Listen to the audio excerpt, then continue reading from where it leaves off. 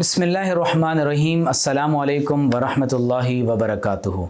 سب تعریفیں اللہ تبارک و تعالیٰ کے لیے اور بے شمار درود و سلام سید المرسلین خاتم النبیین محمد الرسول اللہ صلی اللہ تعالیٰ علیہ وآلہ وسلم پر۔ اللہ تعالیٰ کی بارگاہ میں ہم دعا گو ہیں، پروردگار عالم ہم سب کو عذاب قبر سے محفوظ و مامون فرمائے۔ آج ہم بات کر رہے ہیں عذاب قبر اور قبر کے عنوان پر۔ قبر دراصل اس دنیا کی زندگی اور میدان حشر اور آخرت کے درمیان وہ آڑ اور برزخ ہے کہ جسے عالم برزخ سے تعبیر کیا گیا ہے۔ قرآن مجید میں اللہ تعالیٰ نے فرمایا وَمِن وَرَائِهِمْ بَرْزَخٌ إِلَى يَوْمِ يُبْعَثُونَ، فرمایا کہ ان کے پیچھے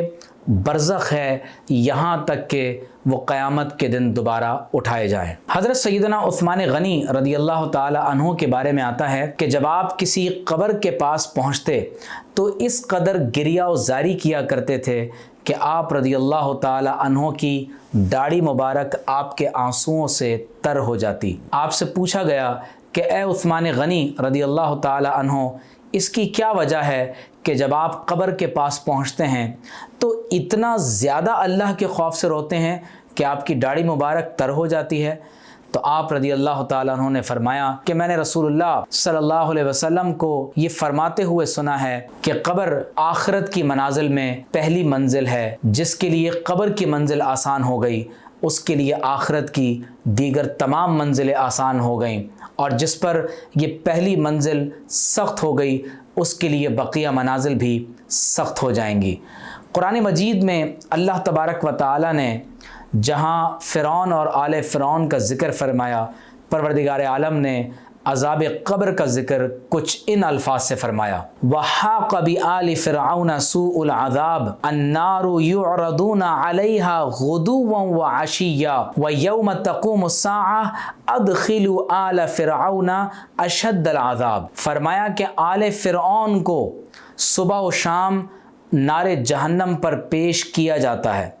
فرمایا اور جب قیامت کا دن ہوگا تو کہا جائے گا کہ آل فرعون کو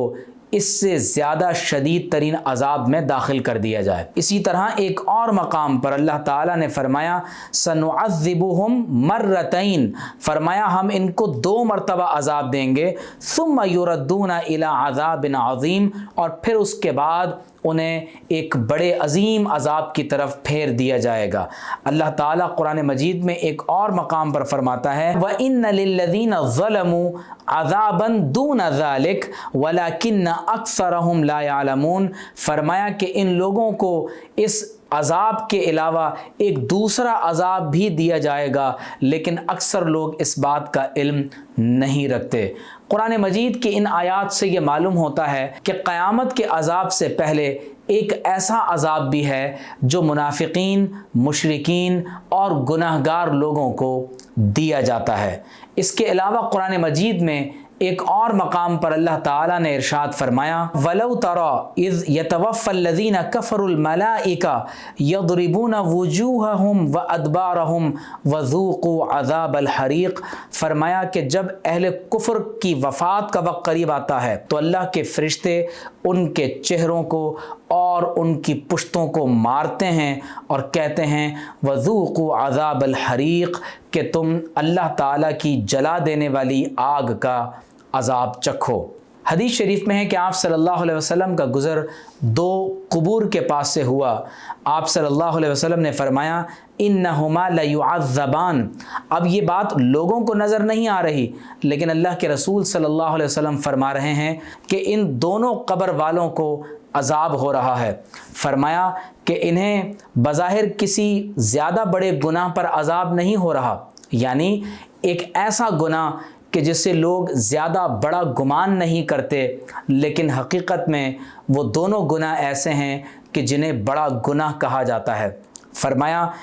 کہ ان میں سے ایک پیشاب سے نہیں بچتا تھا، یعنی استنجا کرتے وقت، قضاء حاجت کے وقت اس کے جسم پر ناپاکی کے اثرات آتے تھے لیکن اسے اس کی فکر نہیں ہوتی تھی۔ فرمایا اور دوسرا چغلی کیا کرتا تھا۔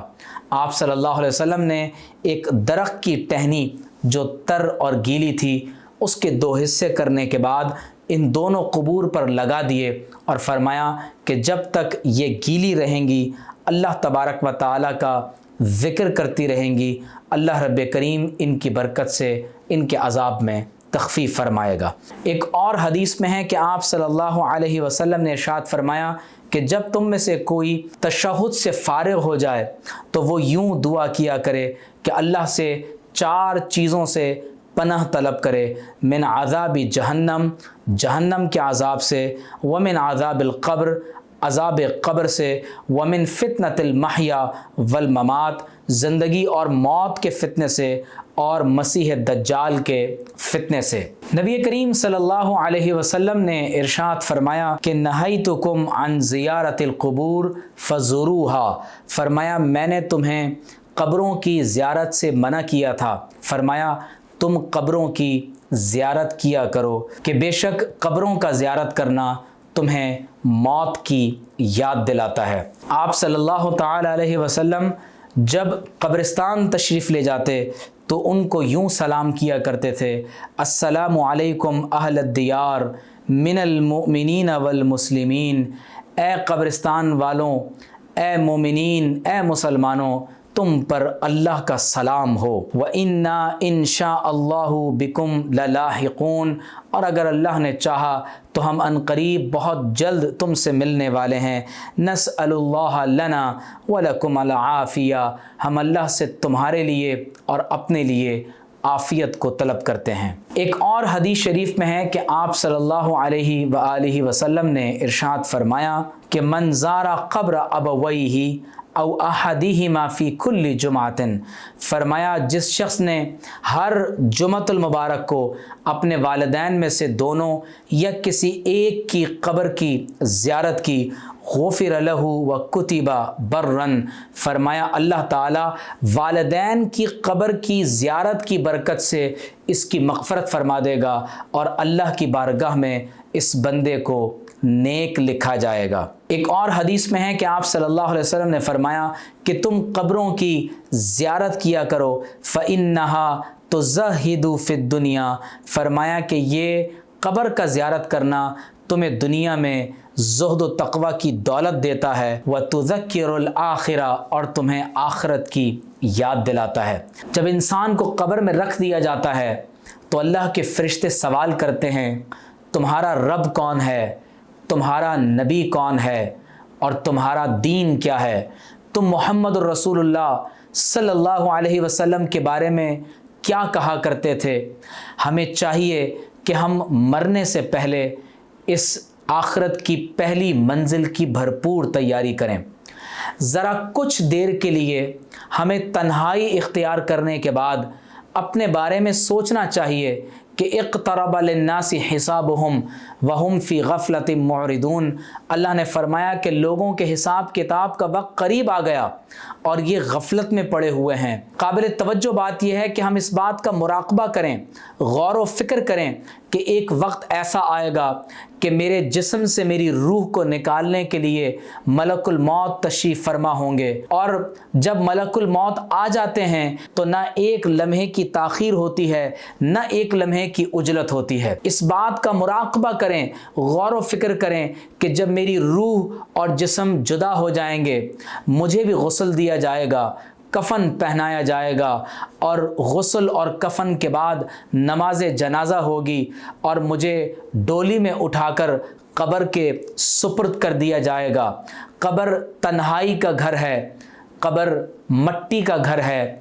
قبر انسان کی آخرت کی پہلی منزل ہے کہ اس کے عذاب سے بچانے والی چیز صرف اللہ تبارک و تعالیٰ کا ذکر اور وقت پر نماز کو ادا کرنا ہے۔ ہمیں چاہیے کہ قبرستان کی زیارت کریں،